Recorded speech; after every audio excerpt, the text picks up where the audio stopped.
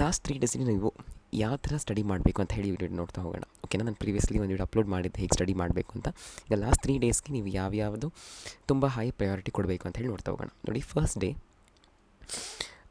ತುಂಬ high yield ಕೊಡೋದು ನೀವು ಕರೆಕ್ಟಾಗಿ ಸ್ಟಡಿ ಮಾಡಬೇಕಾಗುತ್ತೆ. ನೋಡಿ, current electricity chapter very very important. ಅದನ್ನು ಮ್ಯಾಕ್ಸಿಮಮ್ ನಿಮಗೆ 5 ಕ್ವೆಶನ್ಸ್ ಬರುತ್ತೆ. ಓಕೆನಾ, Kirchhoff's law, Wheatstone bridge, meter bridge, so ಇವೆಲ್ಲ ನೀವು ಕರೆಕ್ಟಾಗಿ ಸ್ಟಡಿ ಮಾಡ್ಕೊಳ್ಳಿ. ಓಕೆನಾ, ಆಮೇಲೆ laws of motion, this chapter is important.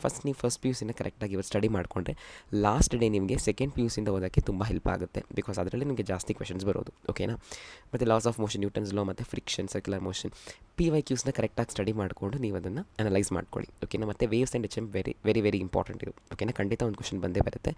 ಇದು ರಿಲೇಟೆಡ್ ಫಾರ್ಮುಲಾಸ್ ನೆನ್ಪಿಟ್ಕೊಳ್ಳಿ. ಓಕೆನಾ, ಮತ್ತು ಕೆಮಿಸ್ಟ್ರಿಯಿಂದ KPKC relation, Le Chatelier's principle, okay 3 to 4 questions ಅಂದರೆ ಕೆಲವೊಂದು ಸಲ 1 ಕ್ವೆಶನ್ಸ್ ಬರುತ್ತೆ, 2 ಕ್ವೆಶನ್ಸ್ ಬರುತ್ತೆ, ಅದು ಹೇಳೋಕ್ಕಾಗೋದಿಲ್ಲ. ಓಕೆನಾ, ಮತ್ತು Nernst equation, EMF, Faraday's law ಬಗ್ಗೆ ಕರೆಕ್ಟಾಗಿ ಸ್ಟಡಿ ಮಾಡ್ಕೊಳ್ಳಿ. Coordination compounds very very important. I am not ಎಕ್ಸಾಜರೇಟಿಂಗ್.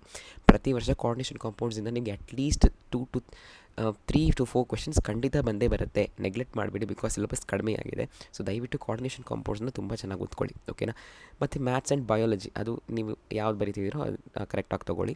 ಓಕೆನಾ, ಇಂಟಿಗ್ರೇಷನ್ ಎಲ್ಲ ಫಾರ್ಮುಲಾಸ್ ಕರೆಕ್ಟಾಗಿ ನೋಡ್ಕೊಳ್ಳಿ. ರಿಸಲ್ಟ್ ನೆನ್ಪಿಟ್ಕೊಳ್ಳಿ, that is very important. The ಪ್ರಾಬಬಿಲಿಟಿಯಲ್ಲಿ Bayes theorem is also important. ಓಕೆನಾ, ಆಮೇಲೆ ಡಿಫ್ರೆನ್ಷಿಯಲ್ ಇಕ್ವೇಷನ್ಸ್ ನೀವು ಫಾರ್ಮುಲಾಸ್ ಕರೆಕ್ಟಾಗಿ ಸ್ಟಡಿ ಮಾಡ್ಕೊಳ್ಳಿ. ನೀವು ಬಯಾಲಜಿ ಓದ್ತಾ ಇದ್ದರೆ ಜೆನೆಟಿಕ್ಸ್ ವೆರಿ ಇಂಪಾರ್ಟೆಂಟ್. NCERT ಕರೆಕ್ಟಾಗಿ ಸ್ಟಡಿ ಮಾಡ್ಕೊಳ್ಳಿ line by line. The human physiology, so digestion ನಿಮಗೆ ಯಾವ ಚಾಪ್ಟರ್ ಅಂದರೆ ಡಿಲೀಟ್ ಆಗಿಲ್ಲದೆ ಇರೋದನ್ನ ಕರೆಕ್ಟಾಗಿ ಸ್ಟಡಿ ಮಾಡ್ಕೊಳ್ಳಿ, ದಟ್ ಈಸ್ ವೆರಿ ಇಂಪಾರ್ಟೆಂಟ್.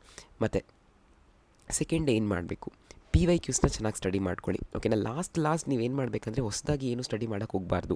ಯಾವ್ದು ರಿಪೀಟ್ ಆಗಿದೆ ನೋಡಿ ಅಂಥ ಕ್ವೆಶನ್ ಕರೆಕ್ಟಾಗಿ ಸ್ಟಡಿ ಮಾಡ್ಕೋಬೇಕು. ಆಗ ನಿಮಗೆ ತುಂಬ ಹೆಲ್ಪ್ ಆಗುತ್ತೆ. ಆಪ್ಟಿಕ್ಸಿಂದ mirror formula, lens formula, magnification, so ಇದೆಲ್ಲ ಕರೆಕ್ಟಾಗಿ ಸ್ಟಡಿ ಮಾಡ್ಕೊಳ್ಳಿ. ಮತ್ತು ಎಲೆಕ್ಟ್ರೋಸ್ಟಾಟಿಕ್ಸ್ ವೆರಿ ವೆರಿ ಇಂಪಾರ್ಟೆಂಟ್. ಕೆಲವೊಂದು ಇಂಪಾರ್ಟೆಂಟ್ ರಿಸಲ್ಟ್ ಇರುತ್ತೆ, ಅದನ್ನು ನೆನ್ಪಿಟ್ಕೊಳ್ಳಿ.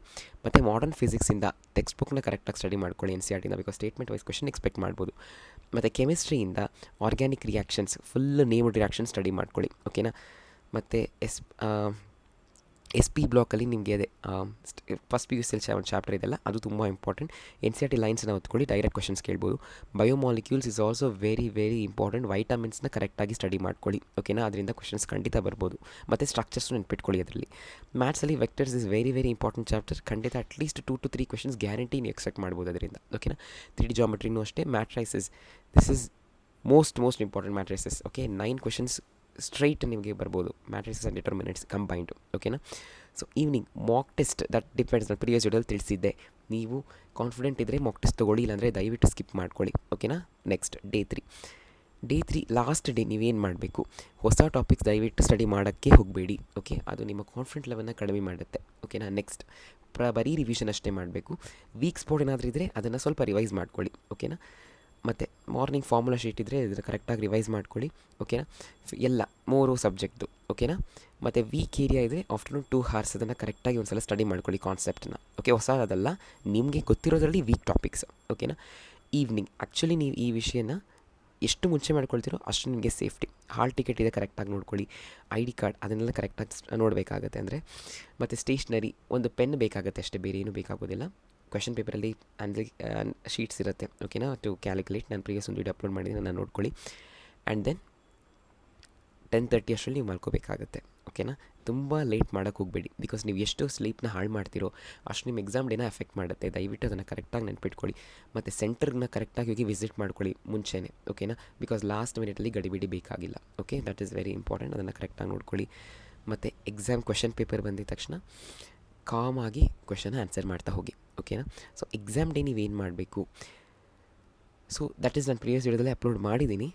ಓಕೆ, 3 ರೌಂಡ್ಸಲ್ಲಿ ನೀವು ಹೇಗೆ ಅಟೆಂಡ್ ಮಾಡಬೇಕು, ದಟ್ ಈಸ್ ವೆರಿ ಇಂಪಾರ್ಟೆಂಟ್.